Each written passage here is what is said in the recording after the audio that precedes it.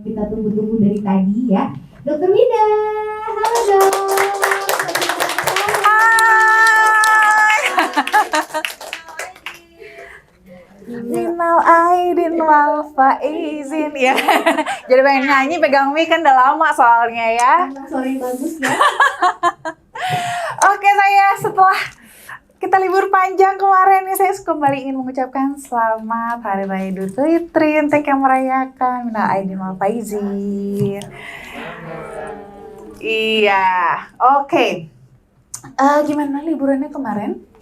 Kira-kira ada yang terlalu enak gak liburnya kemarin? Jangan-jangan nih pulang-pulang ada keluhan-keluhan. Biasa ya kalau dokter yang dicek duluan itunya ya. Aman ya? Aman, ya dong. Biar jangan itu dia, biar nggak sia-sia kan Bu kan? Padahal sebelum kemarin kan pas pertemuan terakhir kan udah saya wanti-wanti kan? Iya harus dibawa pulang kampung pokoknya buat jaga-jaga. Soalnya pasti kelepasan deh.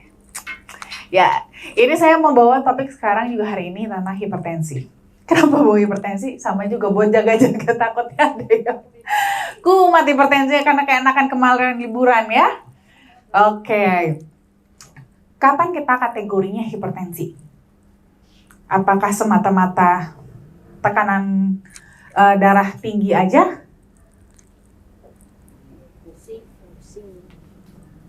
Enggak. Tekanan darah tinggi? Iya. Tapi bukan tekanan darah tinggi yang sekali-sekali. Pas dicek, wah tinggi nih, kayaknya saya hipertensi. Enggak. Kebetulan lagi tinggi. Nah, tapi kita akan jadi dikatakan hipertensi kalau ini terjadi berkali-kali. Hari ini kita cek, wah saya tinggi nih. Wah harus jaga-jaga, gitu kan? Istirahat, maintain makanannya, segala macam gitu kan. Bulan depan cek tinggi lagi. Waduh, bulan depannya lagi cek tinggi lagi. 3 kali pengecekan berturut-turut tinggi di atas normal, baru masuk kategori hipertensi. Kalau masih sekali bulan depannya normal, oh ya udah itu nggak hipertensi ya. Jadi jangan langsung cepat nanti dicek tensi tinggi, wah saya hipertensi, enggak ya.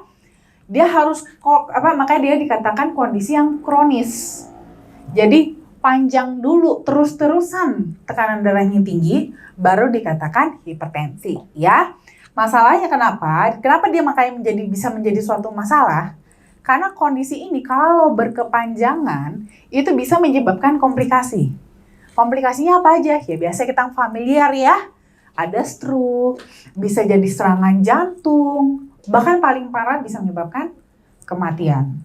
Kalau cuma sekali-sekali mah nggak kenapa-napa. Wajar orang kapan tekanan darahnya mendadak tinggi. Bener Bu, bener. Ya kan? Tiba-tiba ditagih utang gitu kan. Atau contoh, ya itulah ya. Mendadak kebetulan pas lagi stres mendadak gitu kan. Tiba-tiba ditagih hutang, langsung naik gitu kan. Tapi belum tentu jadi hipertensi. Atau dikagetin, atau habis kita olahraga. Pernah nggak yang ngukur tensi pas lagi habis olahraga, habis lari? Itu sebenarnya lebih tinggi loh. Tapi apakah itu berarti hipertensi? Enggak. Gitu ya. Nah, hipertensi pun nanti dia ada penggolongannya lagi. Nggak semua kategori hipertensi sama. Jadi ada kategorialnya lagi. Nanti ini akan mempengaruhi terapi yang harus kita jalani. Mulai dari yang normal. Normal itu dikatakan normal itu apa? Di bawah 120 sampai di bawah 80. Ada nggak kategori darah rendah atau hipotensi? Nggak ada. Ya. Dulu, zaman yang dulu, itu memang ada kategorinya tekanan darah rendah. Hipotensi. Tapi sekarang itu udah nggak ada. Hipotensi dianggap normal bila tekanan darahnya walaupun rendah tapi tidak menimbulkan gejala. Umpamanya nih pas tensi, wah tensinya agak rendah nih 90/60. Tapi ada pusing nggak? Oh ya enggak sih biasa-biasa aja. Berarti namanya bukan darah rendah. Namanya normal. Kalau kita dikatakan darah rendah, itu justru kondisi gawat. Hipotensi itu hanya masuk dalam kategori kondisi gawat. Jadi harus disertai dengan bisa sampai yang paling parahnya kehilangan kesadaran. Tensinya rendah plus kehilangan kesadaran, atau masih agak-agak masih gejala-gejala awal, pusing. Vertigo juga enggak. Karena tidak ada vertigo itu tidak menyebabkan kondisi kegawat daruratan. Karena hipotensi masuk dalam kategori gawat darurat. Gak ada orang darahnya rendah 90/60 tapi kan masih apa yang gawat darurat, gak ada ya. Berarti namanya bukan darah rendah. Ya, kalau dia dikatakan hipotensi beneran berarti dia kondisinya gawat darurat gitu. Nah, terus ada lagi namanya prehipertensi. Ini yang lebih ke waspada. Ya, waspada. Dia berapa? Dia 120 sampai 129 tapi pernya masih tetap di bawah 80. Itu namanya masuk dengan prehipertensi. Kadang-kadang pada beberapa orang ini masih bisa dikatakan normal juga. Biasanya bergantung sama usia ya. Kalau usianya sudah lebih tua, biasanya di kategori ini masih dianggap masih normal. Gitu.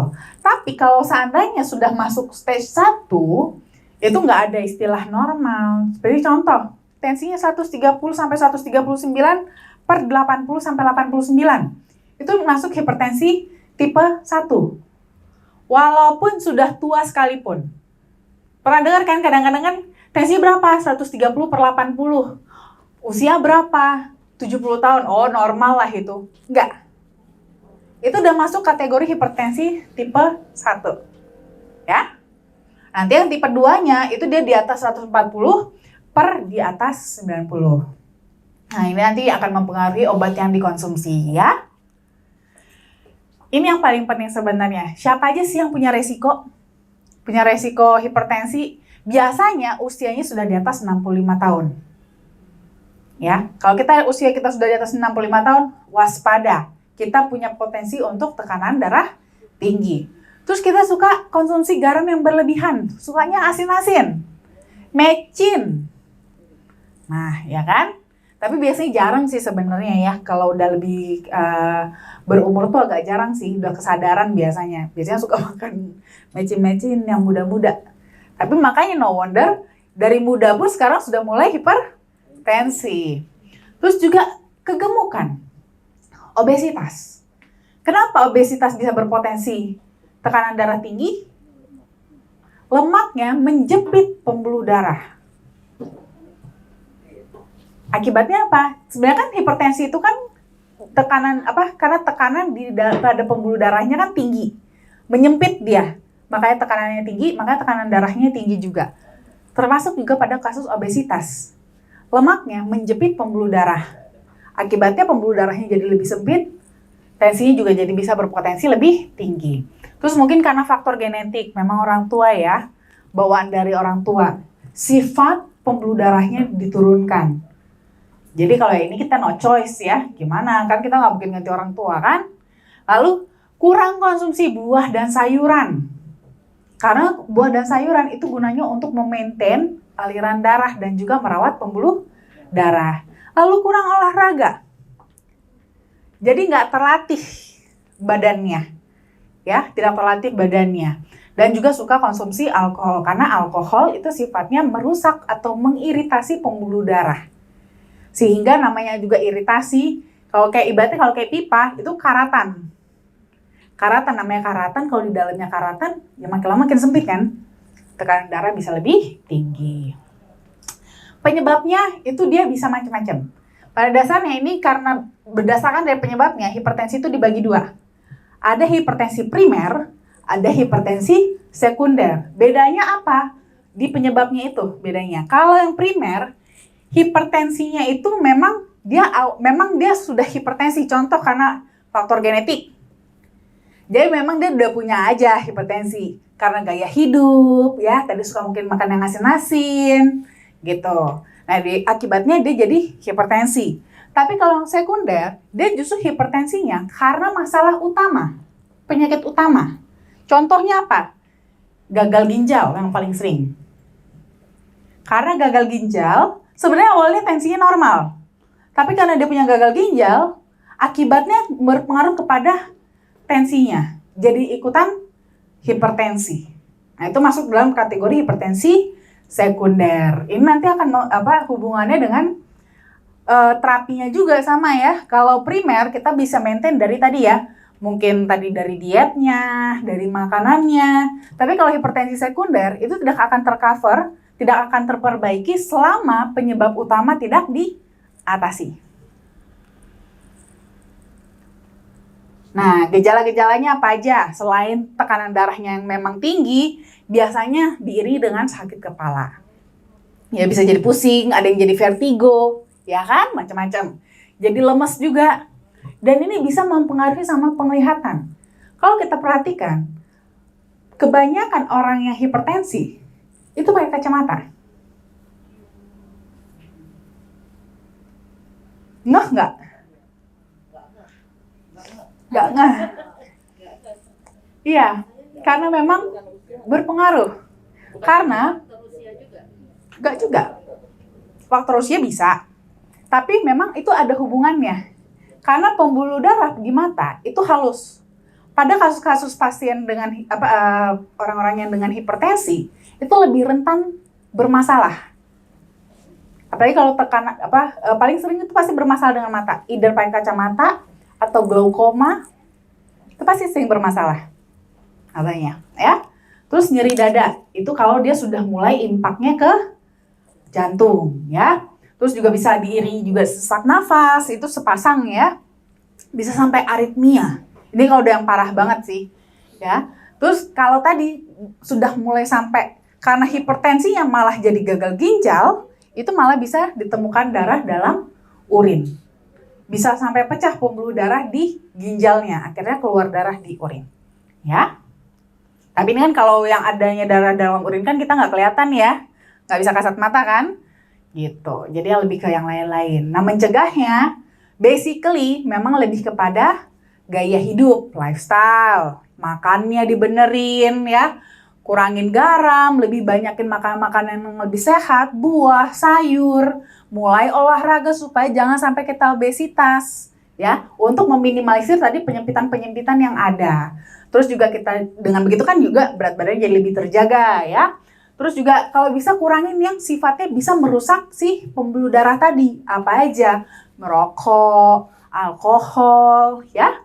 Dan bisa karena ini fakta yang kita nggak bisa sempurna melakukannya, bisa kita imbangi dengan konsumsi antioksidan untuk mengcover yang tidak bisa kita jaga, ya. Nah, memperkenalkan nih produk kesayangan kita yaitu Flavanol Original dan Sweet serta Flavanol DTM with L-arginine. Nah, di sini flavanol itu dia kan merupakan salah satu dari 6 kategori flavonoid yang dia itu merupakan subkelasnya dari polifenol. Kalau kita ngomongin polifenol, itu kita ngomonginnya soal antioksidan tadi. Ya, di mana memang kandungan flavanol yang tinggi terutama pada kokoa itu sudah punya bukti kalau secara klinis itu punya manfaat untuk fungsi kardiovaskular kita. Jadi kalau kita konsumsi dalam jangka pendek itu sekitar kurang lebih 2-6 jam, itu kita akan mendapatkan manfaatnya sebagai vasodilator. Jadi pelebar pembuluh darah supaya aliran darah kita bisa lebih lancar. Tapi kalau kita bisa rutin konsumsinya, kita bisa dapatkan manfaat antioksidannya. Cuman itu pun gak gampang.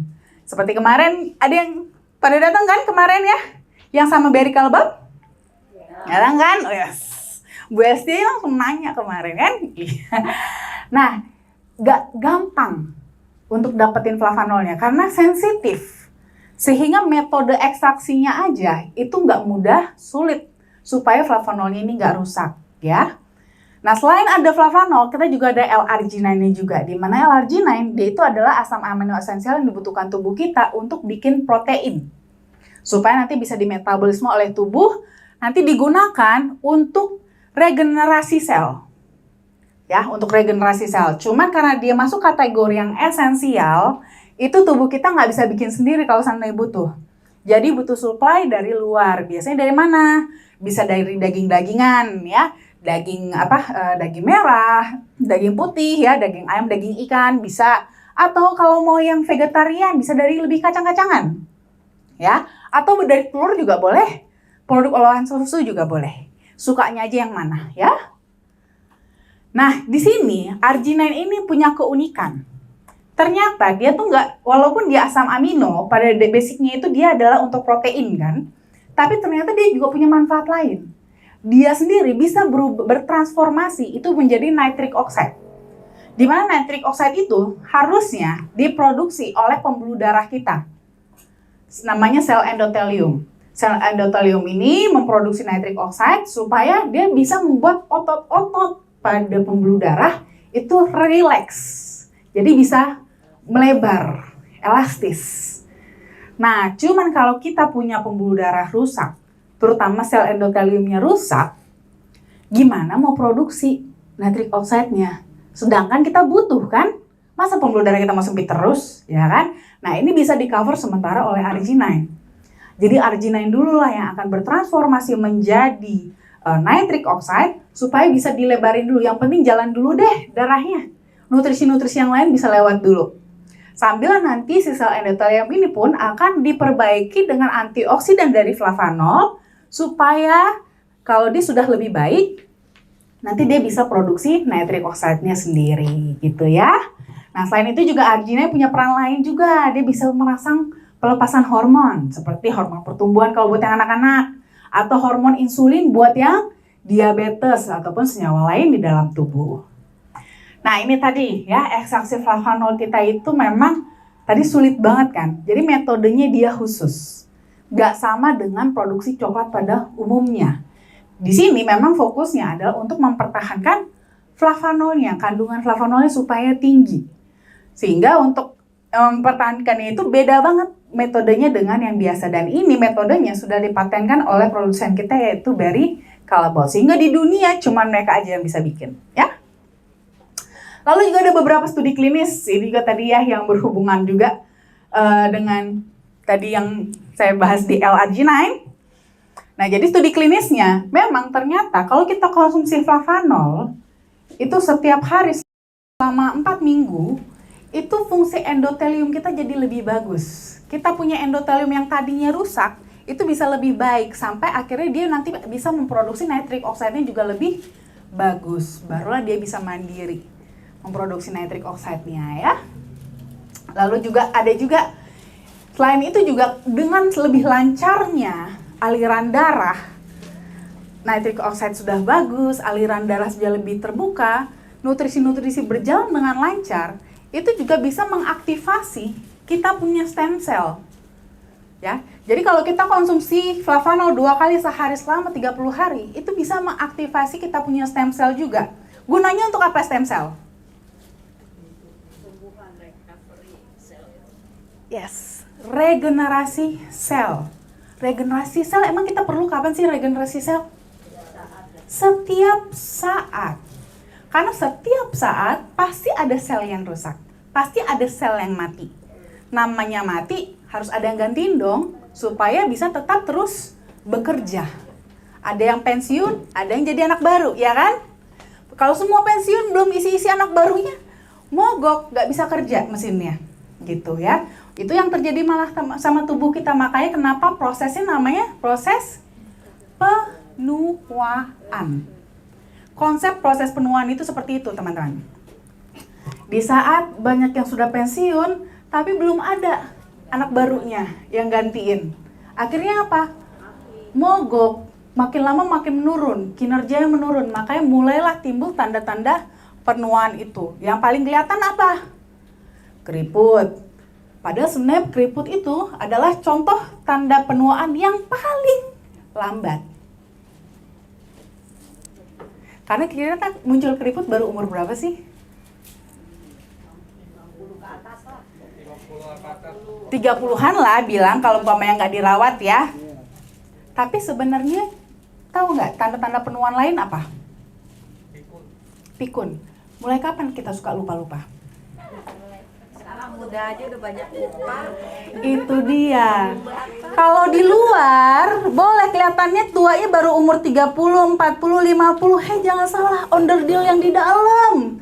Dari SD juga udah mengalami penuaan. Ya, makanya kalau kita ngomongin penuaan gak cuma soal fisik, gak cuma soal kulit, tapi seluruhnya. Ya. Dan ternyata mengkonsumsi flavanol 2 kali sehari bisa untuk meningkatkan regenerasi kita. Biar apa? Tadi ya. Ya biar nggak pikun, nggak cuma sekedar masalah kulit ya. Biar kita jadi kurang pikunnya. Terus juga jadi nggak gampang sakit, ya kan? Bisa energik. Kan energik juga kan termasuk juga tanda-tanda penuaan juga kan. Kalau kita makin tua, tenaga makin menurun, ya nggak? Nah, tapi kan kalau kita coba lihat anak kecil itu kan lari sana sini kayak wah, nggak habis-habis tenaganya. Pengen kayak gitu lagi nggak? Makanya harus minum flavanolnya minimal 2 kali sehari. Bisa aja ya Dokter Winda promosinya ya.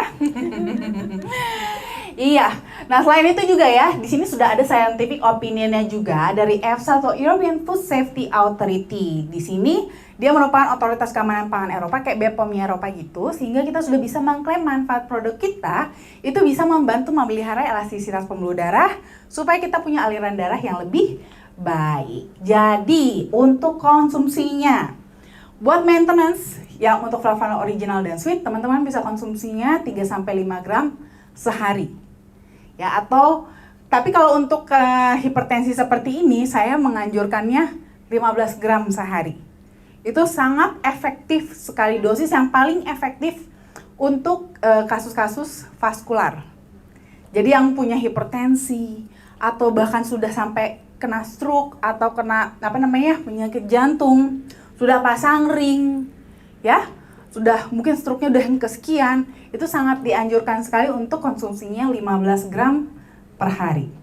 Itu supaya lebih agresif dalam merevitalisasi pembuluh darahnya. Atau bisa juga konsumsi flavanol DTM with arginannya, bisa 1 saset per hari untuk maintenance atau 2 saset per hari untuk booster. Tapi balik lagi, untuk kasus yang hipertensi ataupun vaskular lainnya, sangat dianjurkan untuk konsumsinya 3 saset per hari. Ya, terima kasih. Oke, tepuk tangan ya dulu dong Bapak Ibu.